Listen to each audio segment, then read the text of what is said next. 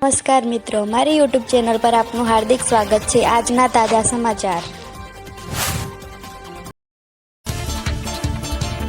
બહેતર જિંદગી કા વાદાનું સૂત્ર આપી યુનિક મર્કેલને ઇન્ડિયા કંપનીએ લોકોનું કરી નાખ્યું। રોકાણકારોને રૂપિયાના બદલામાં પ્લોટ આપી રહ્યા હોવાનું મેનેજરે કર્યો દાવો। યુએલએ એસ્ટેટ અને હોસ્પિટલ ક્ષેત્રે કંપની કાર્યરત હોવાનો વેબસાઇટમાં ઉલ્લેખ। રોકાણકારોને જલ્દી રૂપિયા પરત કરીશું તેવો કંપનીએ કર્યો। જૂનાગઢના સૌથી મોટા સાયબર ફ્રોડનો પર્દાફાશ। 50 કરોડ 41 લાખના સાયબર ફ્રોડનો થયો ઘટસ્ફોટ।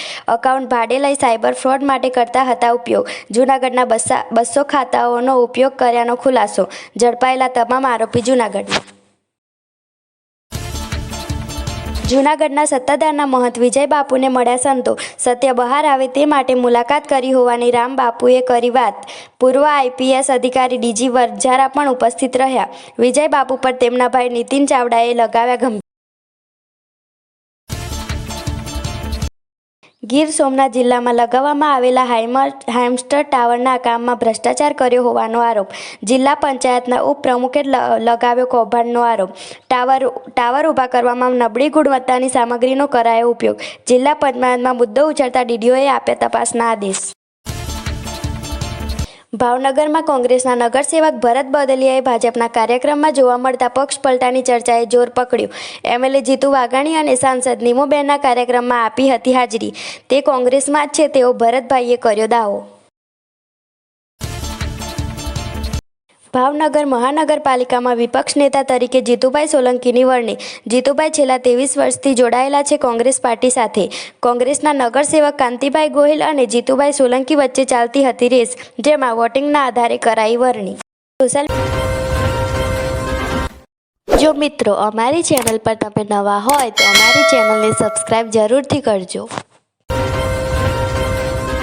મીડિયામાં ધૂણતી મહિલાનો એક વિડીયો તરખાટ મચાવી રહ્યો છે। દાવો કરવામાં આવી રહ્યો છે કે આ વિડીયો માંગરોળના કોઠવા ગામનો છે। વાયરલ થઈ રહેલા વિડીયોમાં જોઈ શકાય છે કેટલીક મહિલાઓ અને યુવતીઓ ગટરના ગંદા પાણી વચ્ચે બેસીને ધૂણી રહી છે।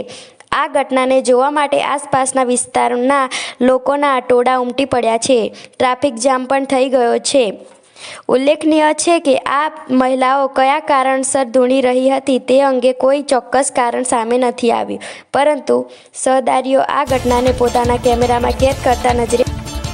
કાપડ નજીક માર્ગ અકસ્માતની ભયાનક ઘટના બની। હાઈવે પર બંધ પડેલ એક ડમ્પરની પાછળ પૂરપાટ ઝડપે પસાર થઈ રહેલી ખાનગી બસ ટકરાઈ હતી। આ ટક્કર એટલી ભયાનક હતી કે બસમાં સવાર 6 લોકોના કમકમાટી ભર્યા મૃત્યુ નીપજ્યા હતા। આ મૃત્યુઆંક વધવાની સંભાવના છે તો 10 કરતાં વધુ પ્રવાસીઓ ઇજાગ્રસ્ત થયા હતા। અકસ્માતના પગલે હાઈવે પર ટ્રાફિક જામ થઈ ગયો હતો ને મોટી સંખ્યામાં લોકો ઘટના સ્થળે પણ આવી પહોંચ્યા હતા।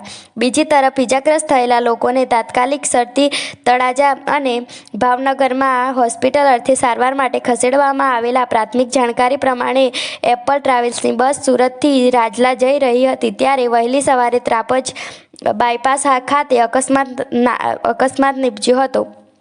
બંધ પડેલ ટ્રક સાથે બસ અથડાતા ખાનગી બસના કચ્ચરઘાણ નીકળી ગયા હતા। પોલીસને જાણ થતાં પોલીસે વધુ તપાસ હાથ ધરી છે। બર્થડે પાર્ટીમાં ભૂત આવ્યું, જેનો ફોટો થયો વાયરલ। બર્થડેમાં સામેલ તમામ યુવકોને કરવા પડ્યા હોસ્પિટલમાં દાખલ। મુખ્યમંત્રી ભૂપેન્દ્રસિંહ પટેલની બુલેટ પ્રૂફ કારને નડ્યો અકસ્માતનો ગુપ્ત રિપોર્ટ ગાંધીનગર મોકલવામાં આવ્યો।